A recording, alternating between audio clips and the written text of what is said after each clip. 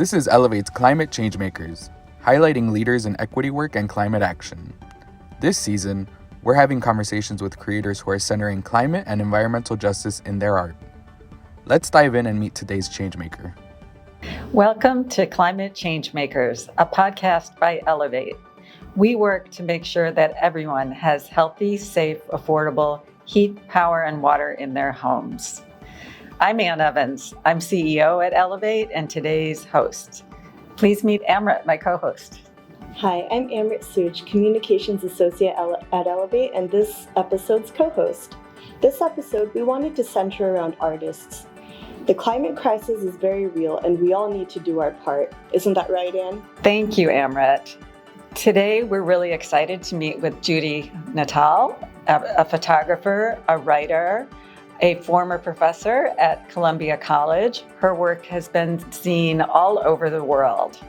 So Judy, we like to start by not actually asking you about your work, but asking you about your well-being. How is the world treating you? And how are you taking care of yourself? I'm great. Thank you so much, Amrit. We're in a really remarkable time that is full of opportunity and full of despair, I would say. And so I kind of ride the crest of these highs and lows like everybody. And the sanctuary that I go to is my roof garden.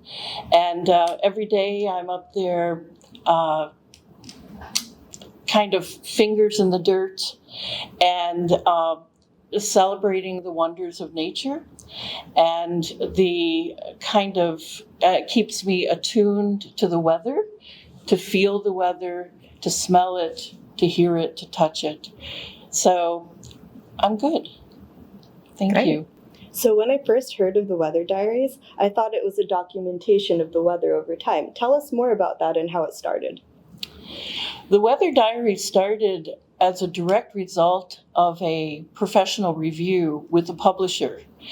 And where I was showing him my previous work, Another Storm is Coming, which was a commission to commemorate the 10th anniversary of Hurricane Katrina. And when I showed my portfolio, publisher scoffed and he said, this is a local issue. This is a local issue, or at best, a regional one. And so I was outraged by his response. And I snapped my portfolio closed and I literally shook my finger in his face. Mm-hmm. And I said, shame on you. It's thinking like that is keeping us in this place of ignorance and inaction. Well, needless to say, I burned that bridge with the publisher. And I went back to my studio in Chicago, and I was kind of in despair because I realized how difficult and how many obstacles are in front of us. And so I pledged to myself I would find a project that would never be called regional or local. And I read and read and read, and I landed on the weather. It's something that we all experience. It starts almost every conversation with strangers or friends or family. We all can relate to it. We have all been awed or devastated by the power of the weather. And the weather moves around the globe. So what affects one community across the globe will eventually affect us in our local regions. And so I decided that the Weather Diaries would become, this was my motivational factors was to, that everyone could relate to it. And I began the Weather Diaries with no expectations and no answers, only questions. And questions have a certain insistence that force us to listen instead of speak. And my mother said I came out of her womb asking questions. As a professor, my grad students were going to give me a T-shirt with question mark on it because I was known for my questions. So I decided questions help us step out of our comfort zones. Asking questions encourage oral histories and from generation to generation. And questions presumes that we don't know the answer. And that was very, very important to me. So that's kind of how it began. And then I decided I needed site-specific places that would allow me to encounter weather within relatively short distances. So at first I thought of the United States, but it's so vast that from going to one end to the other would take days, weeks, months. So I decided I would work with islands because they encapsulate the complex environmental issues: sea level rise, species extinction, invasive species, loss of land and the rise and shoreline. And so I landed on Iceland, the Faroe Islands, and Hawaii. And the project weaves together these three somewhat disparate sites, but they share these common issues of how climate change affects them: overpopulation, over development, over touristed. I mean, it can kind of go on and on. Thank you so much, Judy. That was a really compelling story. I love the way this project started based on your work around Katrina and your response to the publisher. So I'm so glad that you had that response, and it has led to such amazing work in the Weather Diaries. I am curious to know, from a personal perspective, what really drives you to incorporate the environment and the climate crisis in your work. I started out as a fine art photographer. I come out of modernism and the Bauhaus, and galleries were and museums were sort of the altar with which, I kind of went to. But over the years, that has gradually changed. And as our environmental issues have become more and more pressing, I just couldn't make sense of yet another show and having my work being in yet another collection and to do yet another book, because there is nothing more important than climate change. There's nothing more compelling. There's nothing more pressing. We are the earth. We are the life of the earth. And as we damage the earth, we're damaging ourselves. So I just had this reckoning and said, I can't make this work anymore. Having another show doesn't matter to me.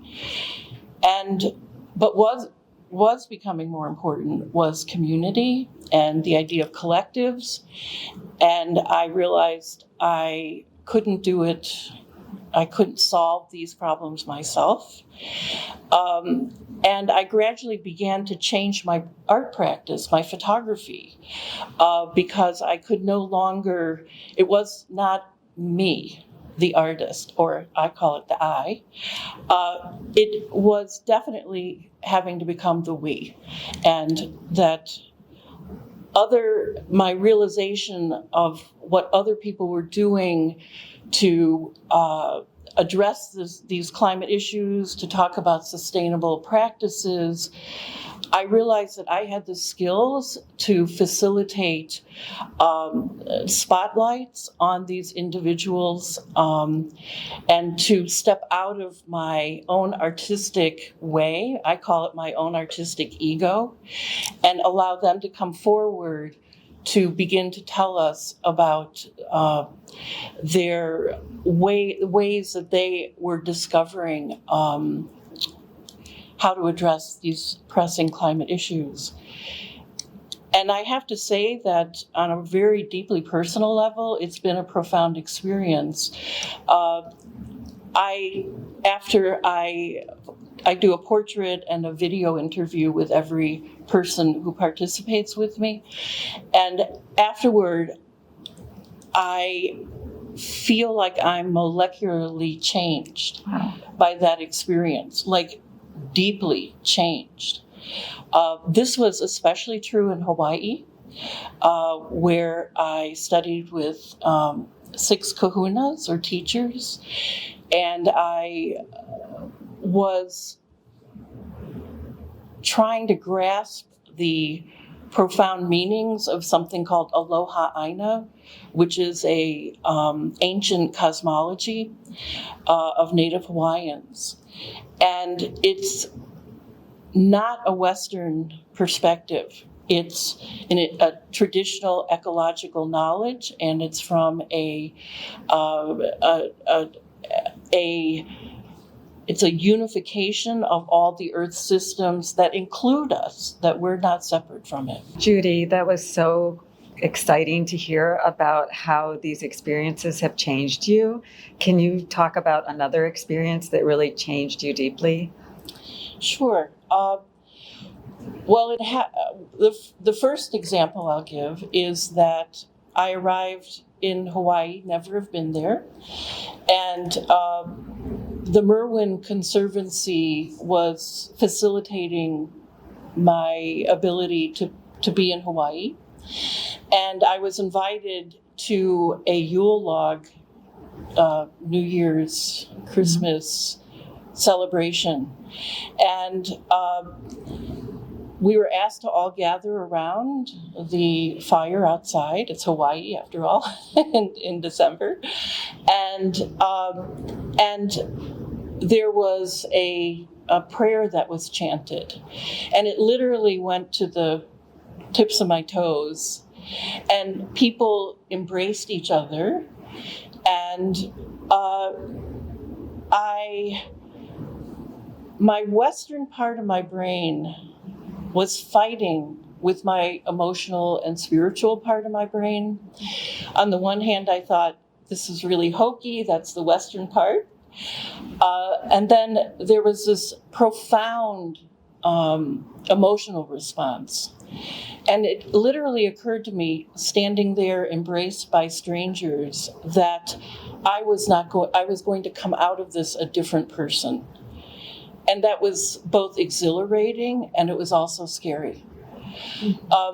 Another time, I was photographing with individuals. I know photographers say don't share the work, with your participants, with your subjects, but I think of them as participants, and I immediately share the work. I do a little tiny bit of color correction, and that's it, and I send thumbnails.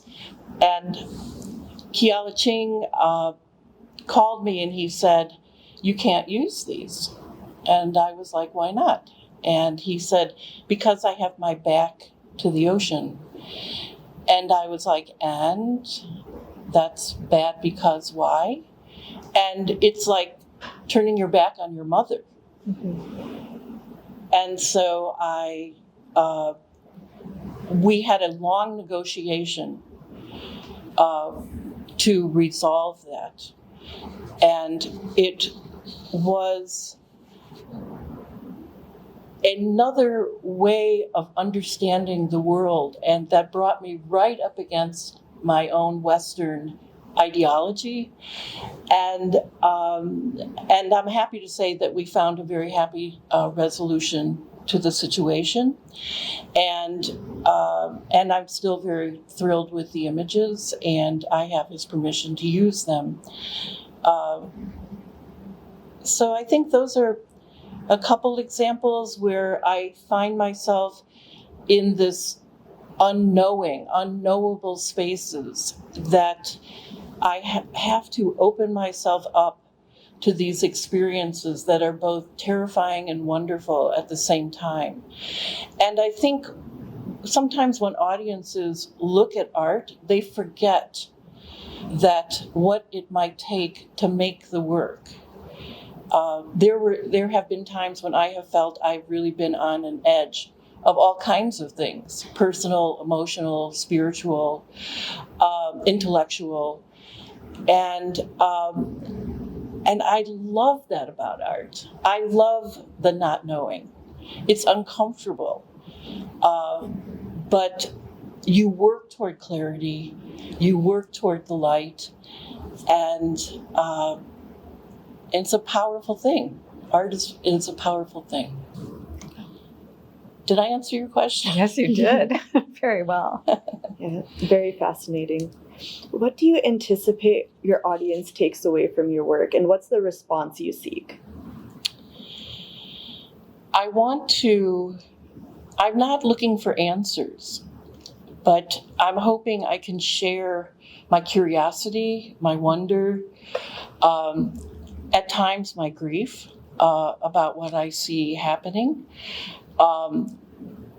and my hope that we're going to help each other. We're, the old saying, we're stronger together. And to invite people into their emotions. This is the most emotional body of work I've ever done. I feel very naked, having stepped out of my comfort zone. And I want people to know it's okay to live in those emotions, to feel those emotions, like we feel the air, the rain, the wind. And it's not like, and we're doing it together, because I don't know where we're going or how we're doing it. But that's the beauty of creative practice, is that you start with not knowing, but wanting to find out. And that's what I've been doing with this. Well, I've done that all my life with my work, but especially with this project, I'm doing it because I really don't know. I don't pretend to be a scientist, although my research is very intersectional with every kind of science and climate science. It's intersectional with myth and story. It's intersectional with the art of craft and the history of craft in indigenous communities. It touches on so many things that I'm not an expert, but I want to share and invite my audience along for the ride, along to hear the questions and to celebrate and be inspired, like I am, by the individuals that I'm meeting and speaking with. I love that. Finally, what gives you hope? You inspire us, but who inspires you? Oh. How long do we have? I am a rabid researcher, and I am a book reviewer, and I've requested that the publication that I write for send me books to review about art and the environment. So, poets, writers, musicians, filmmakers. I think of Robin Wall Kimmerer is kind of one of my top sources of inspiration. Rebecca Solnit, Joy Williams, the poet. I mean, I could go on and on and on. And the films and the music. And I feel like a sponge. And right now, there's so much being written about climate and the environment, people who have an expertise that I don't have. I'm going back to people like Thomas Merton and his Seeds of Contemplation to find that spiritual well to tap into in terms of how to connect with the earth and the natural world. I just have this image in my head of my books, and for every project, I create a library.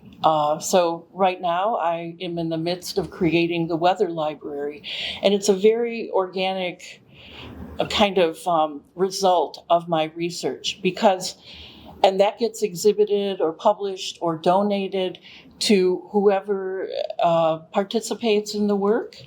And I insist, in fact, that it gets exhibited if and when this gets exhibited, that so people walk through and they look at the video and they look at the photographs and they hear the stories, and then they go to the library and they pull out a volume on meteorology or on Thomas Merton's, talk, or the Pope Francis encyclical of climate change, or the UN climate report. All of these things are part of this Weather Diaries library. And so it's lifting the veil on my sources of inspiration. I have a very strong response to artists who show you the end result, but you have no idea where it comes from. I want people to know where it comes from, and I want to share those sources of inspiration. So I'm so glad you asked, and and I'm a confessed bookaholic. Thank you so much, Judy. I'm so grateful for this conversation. I'm so grateful for your work, for what you've shared about your own journey. It's just really, truly inspiring to me and to Emrit, I know. Yeah. Thank you. And I know our audience as well. So just deep, deep gratitude from us. Thank you so much. Thank you for listening to this amazing conversation with Judy Natal, artist, thinker, writer, teacher, Professor Emeritus at Columbia College, Chicago.